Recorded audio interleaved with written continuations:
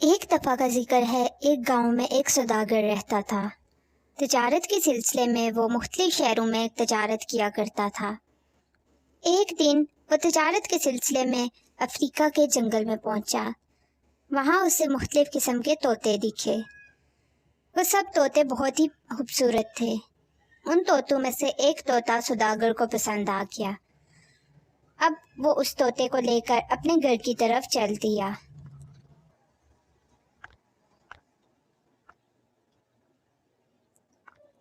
گھر پہنچ کر اس نے طوطے کو اپنے صحن میں ایک درخت کے ساتھ رکھ دیا۔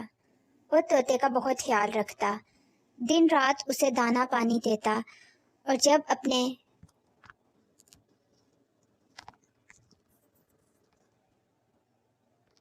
رشتہ داروں کے گھر جاتا تو اس طوطے کو ساتھ لے کر جاتا۔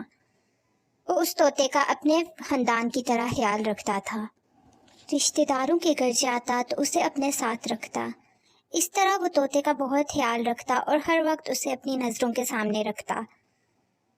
ایک دن سوداگر تجارت کی خاطر جب شہر جانے لگا تو وہ اپنے سب گھر والوں سے بولا، اچھا تو بھائی، کل مجھے تجارت کی خاطر شہر کی طرف جانا ہے۔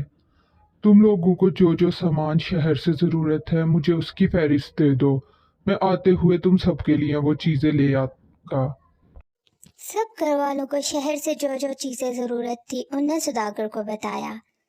اب سوداگر طوطے کو کیسے بھول سکتا تھا؟ گھر والوں سے ہونے کے بعد وہ طوطے کے پاس گیا اور اس سے بولا، ارے میرے پیارے مٹھو، تمہیں پتا ہے کل میں شہر کی طرف جا رہا ہوں۔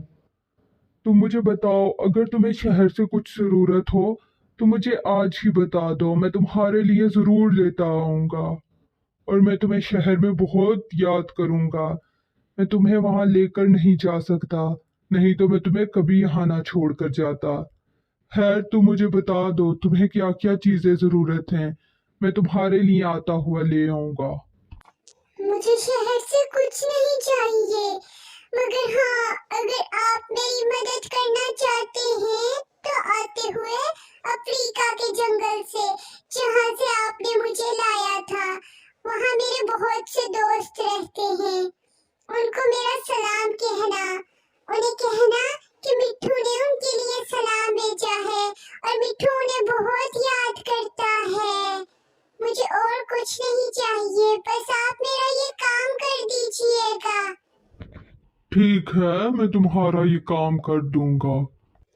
یہ کہہ کر سوداگر شہر کے لیے نکل گیا۔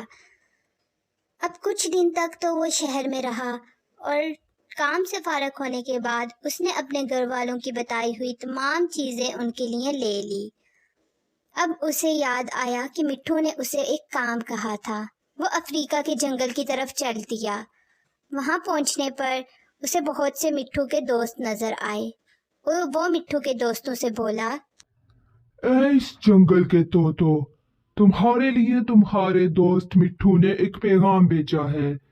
اس نے میرے ہاتھ تمہارے لیے سلام بھیجا اور مجھے یہ کہا کہ تم لوگوں کو یہ بتاؤں کہ مٹھو تم لوگوں کو بہت یاد کرتا ہے۔ جب مٹھو کے دوستوں نے مٹھو کا پیغام سنا تو وہ اپنے اپنے درختوں سے زمین پر گر گئے۔ یہ دیکھ کر سوداگر بہت پریشان ہو گیا۔ اسے بہت افسوس ہونے لگا کہ وہ اب جا کر مٹھو کو کیا بتائے گا۔ اب وہ اپنے گھر کی طرف چل دیا۔ گھر پہنچنے پر وہ مٹھو کے پاس نہ گیا اور کچھ دن تک وہ مٹھو کے سامنے نہ آیا۔ کچھ دن گزر جانے کے بعد جب وہ مٹھو کے سامنے آیا تو مٹھو اس سے بولا، آپ تو شہر گئے تھے نا، کیا آپ نے میرا پیغام میرے دوستوں کو دیا ہے؟ آخر ان نے آگے سے کیا جواب دیا؟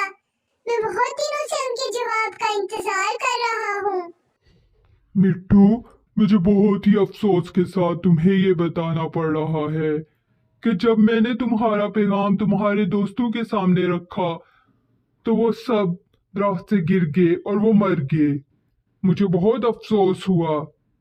جب مٹھو نے سوداگر کی یہ بات سنی تو وہ بھی اپنے پنجرے میں گر گیا۔ سوداگر بہت پریشان ہو گیا۔ اس نے جب مٹھو کا پنجرا ہٹایا تو مٹھو ایک دم سے اڑ کر درخت پہ چڑھ گیا۔ یہ دیکھ کر سوداگر کو بہت دکھ ہوا और वो मिट्ठू से बोला, ये क्या मिट्टू, तुमने ऐसी हरकत क्यों की? आखिर मैंने तुम्हारी देखभाल में क्या कमी की थी? मैंने तो तुम्हें बिल्कुल अपने खानदान वालों की तरह रखा और तुमने मुझे इतना बड़ा धोखा दिया। आखिर क्यों मिट्टू, क्यों? मैं मानता हूँ कि आपने मेरी बहुत खिदमत की और मुझे ऐसा ही सलूक करते रहे जैसा आप अपने खानदान वालों के साथ करते थे, मगर मुझे माफ कर दीजिए। ये कैद मुझसे बर्दाश्त नहीं हो रही। आखिर इतनी सहूलतें मिलने के बावजूद मैं हूँ तो इसी पिंजरे में ना। मुझे इस पिंजरे में रहना बिल्कुल अच्छा नहीं लगता और मेरे दोस्तों ने असल में आपको के हाथ मेरे लिए ये तरकीब भेजी थी और अब मुझे समझ आ गई है कि मेरी जिंदगी इस पिंजरे के लिए नहीं बनी। ये कहने के बाद तोता वहां से उड़ गया और अब वो उस पिंजरे की जिंदगी से आजाद हो चुका था।